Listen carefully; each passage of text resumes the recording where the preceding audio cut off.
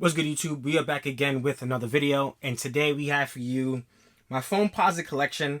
So I don't have many. I have only 3 Nike Foamposites. I much prefer the Nike Foamposite over the Nike Pros. I just think the Nike swoosh messes up the elegance and the flow of the regular Foamposite, which to me is a much nicer look. I actually picked up this one. This is a brand new pickup for the most part. I just got it within the week. I did a review on this as well, so go check that out.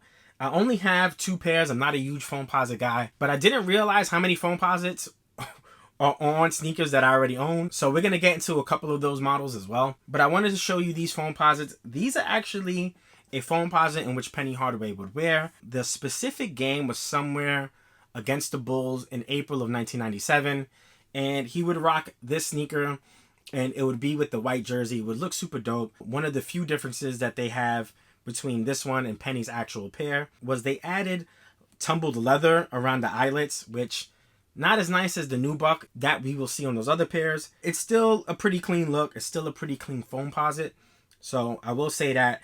And also, there's like a light blue color on the pinstripes. I believe Penny's pair was a little bit more of a royal blue, which of course would go with the Orlando Magic jersey, much nicer. This is a pair in which Penny would rock. I think this is a gorgeous looking Foamposite. In fact, Tim Duncan would wear something similar, but his would have the black Nike check. I prefer a cleaner Foamposite instead of the Foamposite Pros. I think this is a nicer look. The original Foamposite, this was actually debuted by Mike Bibby in Arizona, I think during the NCAA tournament, and this is the anniversary. This was the first Foamposite I ever owned. It's a very interesting sneaker in general. So if you guys don't know, the shell is a polyurethane. It's a very hard shell. It's the same material, I believe, that we have in midsoles on some of the older Jordans.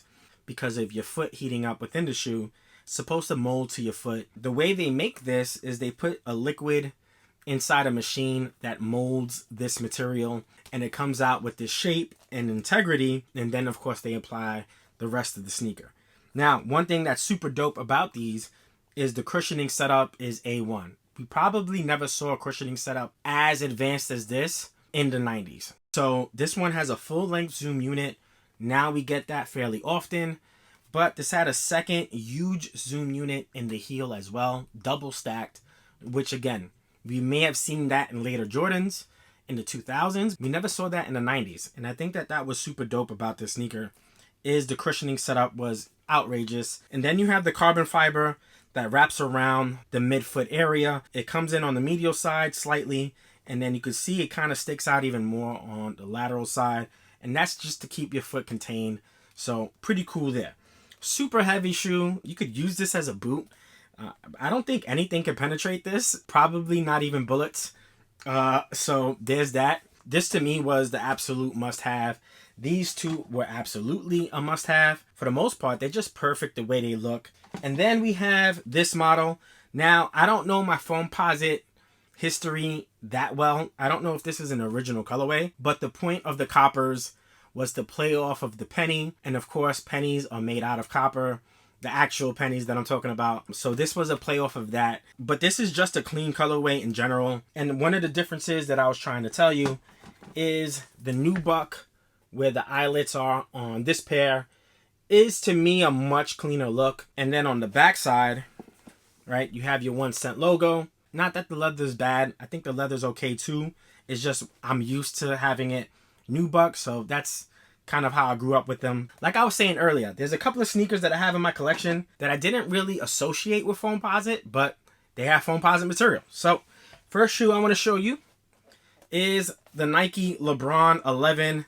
This is Foamposite. This is probably why it's not the most comfortable sneaker. I don't know why LeBron wanted to put Foamposite on the shoe, but again, he put Foamposite on the LeBron 11. Now, he also put Foamposite on the LeBron 4. I do have the LeBron 4, but it's somewhere buried down there, so it's not going to happen today.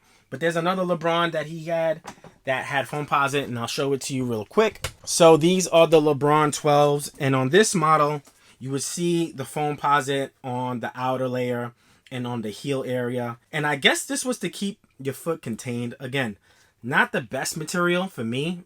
personally, as far as playing basketball and as far as overall comfort, and it definitely adds a lot of weight to the sneaker. So not my personal preference. They used a Foamposite on the LeBron 12. So that is another model. And I'm going to show you one more model. So before Penny went to the Foamposite, he had the Penny 3. Although this is a really dope colorway, I much rather have the white with the royal blue Foamposite. I think that's a much nicer look. And of course, that's the model he would play in for the Orlando Magic. But this is still really a clean colorway. Hopefully we can get the white and blue version very shortly. But this is also a Penny. So they were using Foamposite material for quite some time. But we definitely saw these on the Penny 3 as well. And on LeBron's. I believe the LeBron 13 also had a Foamposite. And then there's another sneaker. I may not be able to find them at the moment. Hold on one second. Let me see. But I do have the Galaxy Foamposite Light, I believe they're called. I'll just put a picture up, but they also have Foamposite on that pair as well, and it had glow in the dark bottom.